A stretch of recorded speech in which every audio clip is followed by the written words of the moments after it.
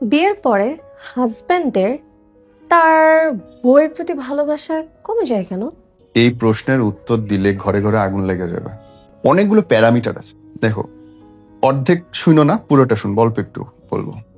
বিয়ের পরে হাজবেন্ডদের বউয়ের প্রতি ভালোবাসা কমার প্রথম কারণ হচ্ছে জবান।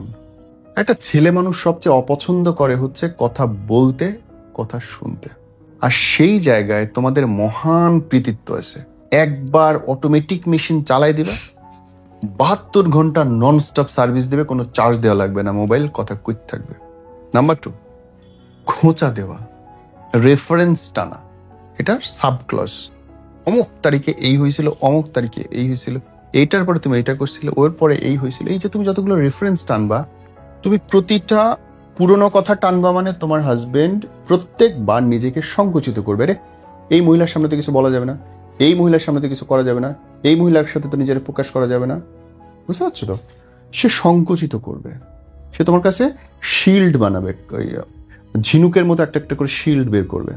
যত শিল্ড হবে তত বেশি হিল হওয়ার সম্ভাবনা কমে যাবে, তত তুমি তার লাভ কম পাইতে শুরু করবা। এবার আসে উল্টো দিক থেকে। উল্টো দিক থেকে বিয়ের আগের সিচুয়েশন তো বিয়ের পরে থাকে না। ঘর ভাড়া দিতে হয়, ম্যান, অনেক কষ্ট।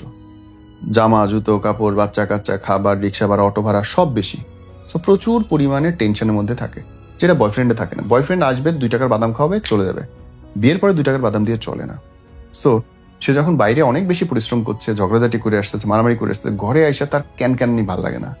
ঘরে যদি বউ রিসিভ করতে সুন্দর করে, যেটা আমাদের দেশের মেয়েরা 99% পারে না, তারা এত বেশি উত্তেজিত হয়ে থাকে নানান জিনিস নিয়ে, আসার সাথে সাথে বোমার মতো বাস্ট করে এবং ভালোবাসাটা তাস করে নাই হয়ে যায়।